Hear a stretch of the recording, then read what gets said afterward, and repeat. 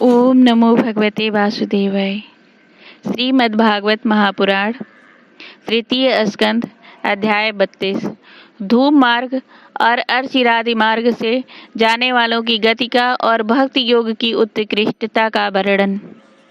कपिल देव जी कहते हैं, माताजी, जो पुरुष घर में रहकर सकाम भाव से गृहस्थ के धर्मों का पालन करता है और उनके फलस्वरूप अर्थ एवं काम का उपभोग करके फिर उन्हीं का अनुष्ठान करता रहता है, वह तरह तरह की कामनाओं से मोहित रहने के कारण भगवत धर्मों से विमुख हो जाता है और यज्ञों द्वारा श्रद्धापूर्वक देवता तथा पितरों की ही आराधना करता रहता है। उसकी बुद्धि उसी प्रकार की श्रद्धा से युक्त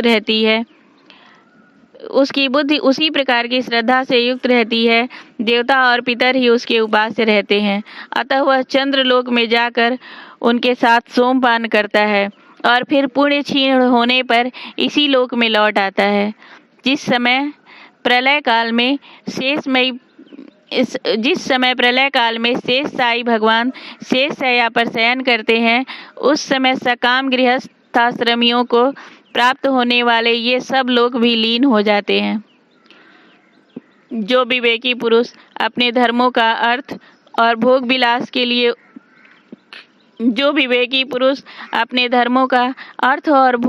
के लिए उपयोग नहीं करते, बल्कि भगवान की प्रसन्नता के लिए ही उनका पालन करते हैं, वे अनासक्त, प्रशांत, शुद्ध चित्त, निवृत्त, धर्मपरायण, ममता रहित और अहंकार शून्य पुरुष स्वधर्म पालन रूप सत्व गुण के द्वारा सर्वथा शुद्ध चित्त हो जाते हैं। वे अंत में सूर्य मार्ग, आर्ची मार्ग या देवयान, वे अंत में सूर्य मार्ग के द्वारा सर्वव्यापी पूर्ण पुरुष श्री हरि को ही प्राप्त होते हैं, जो कार्य कारण रूप जगत के नियंता, संसार के उपादान कारण और उसकी उत्पत्ति, पालन एवं संहार करने वाले हैं। जो लोग परमात्म दृष्टि से हिरण्यगर्भ की उपासना करते हैं, वे दो परार्थ में होने वाले ब्रह्मा जी के प्रलय पर्यंत उनके सत्यलोक में ही रहते हैं। जिस समय देवता आदि से श्रेष्ठ ब्रह्मा जी अपने द्विपरार्थ काल के अधिकार को भोग कर पृथ्वी, जल, अग्नि, वायु, आकाश, मन, इंद्रिय, उसके विषय, शब्द आदि और अहंकार आदि के सहित संपूर्ण विश्व का संहार करने की इच्छा से त्रिगुणात्मिक प्रकृति के साथ एक रूप होकर निर्विशेष परमात्मा में लीन हो जाते हैं, उस समय प्राण और मन को जीते हुए वे विरक्त योगी गण भी देह त्याग कर उस भगवान ब्रह्मा में ही प्रवेश करते हैं और फिर उन्हीं के साथ परमानंद स्वरूप पुराण पुरुष परम ब्रह्म में लीन हो जाते हैं। इससे पहले वे भगवान में लीन नहीं हुए, क्योंकि अब तक उनमें अहंकार शेष था। इसलिए माताजी,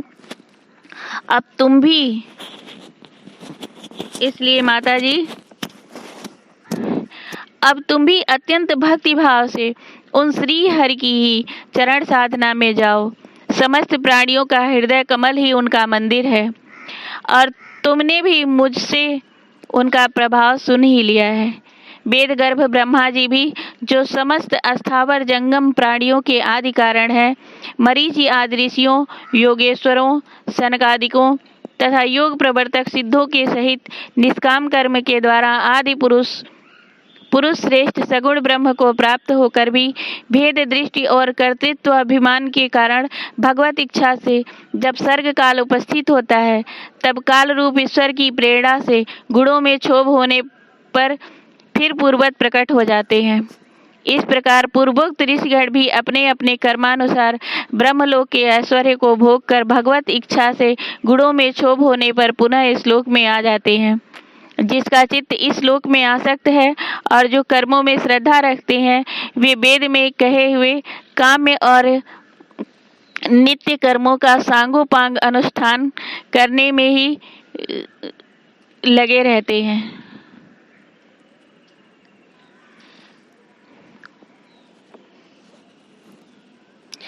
उनकी बुद्धि रजोगुण की अधिकता के कारण कुंठित रहती है, हृदय में कामनाओं का जाल फैला रहता है और इंद्रियां उनके बस में नहीं होती।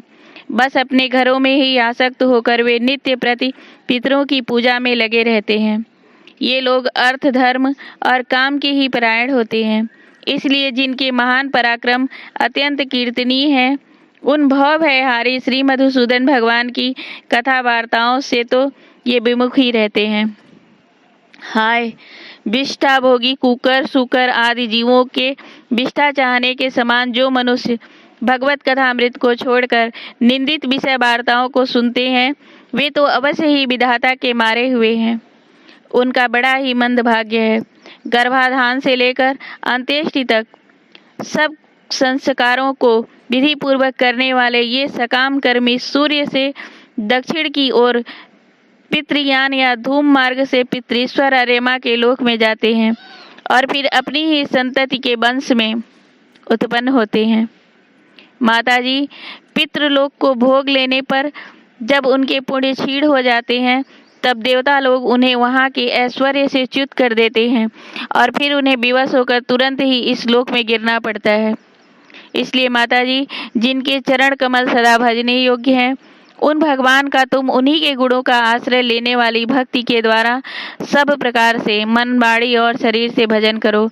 भगवान वासुदेव के प्रति किया हुआ भक्ति योग तुरंत ही संसार से वैराग्य और ब्रह्म साक्षात्कार रूप ज्ञान की प्राप्ति करा देता है। वस्तुतः सभी विषय भगवत रूप होने के कारण समान हैं। अतः जब इंद्रियों की वृत्तियों के द्वारा भी भगवत भक्त का चित्त उनमें प्रिय अप्रिय रूप विषता का अनुभव नहीं करता, सर्वत्र भगवान का ही दर्शन करता है, उसी समय वह संग रहित, सब में समान रूप से स्थित, त्याग और ग्रहण करने के योग्य, दोष और गुणों से रहित, अपनी महिमा में आरूढ़ अपने आत्मा का ब्रह्म रूप से साक्षात्कार करता है।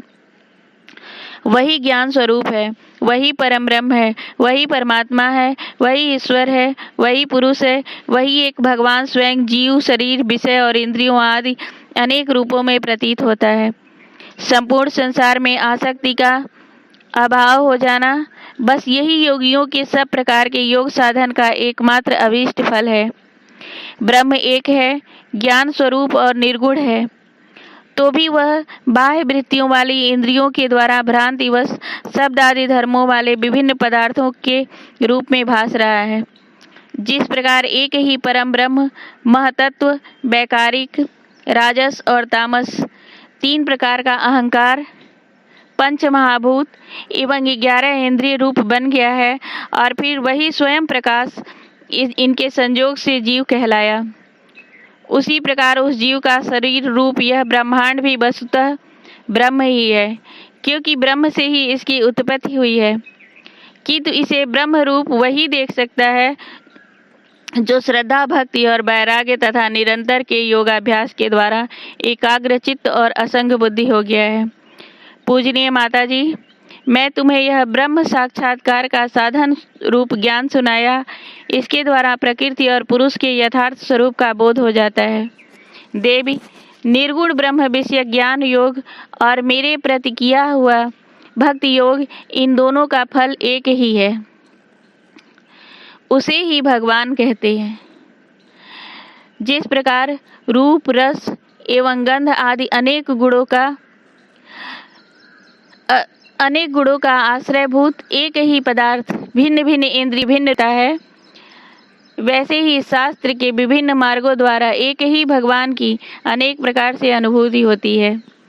नाना प्रकार के कर्म कलाप, यज्ञ, दान, तप, वेदाध्ययन, वेद विचार, मन और इंद्रियों के संयम, कर्मों के त्याग, विविध अंगों वाले योग, भक्ति योग, निवृत्त और प्रवृत्ति रूप सकाम और निष्काम दोनों प्रकार के धर्म, आत्म तत्व के ज्ञान और दृढ़ वैराग्य, इन सभी साधनों से सगुण निर्गुण रूप स्वयं प्रकाश भगवान को ही प्राप्त किया जाता है। माताजी, सात्विक, राजस, तामस और निर्गुण भेद से ये 4 प्रकार के भक्ति योग का और जो प्राणियों के जन्म आदि विकारों का हेतु है तथा जिसकी गति जानी नहीं जाती, उस काल का स्वरूप मैं तुमसे कह ही चुका हूँ। देवी, अविद्या जनित कर्म के कारण जीव की अनेकों गतियाँ होती हैं, उनमें जाने पर वह अपने स्वरूप को नहीं पहचान सकता। मैंने तुम्हें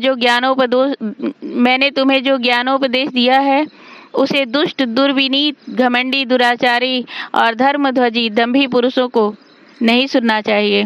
जो विषय लोलुप हो, गृहासक्त हो, मेरा भक्त न हो अथवा मेरे भक्तों से द्वेष करने वाला हो, उसे भी इसका उपदेश न करे।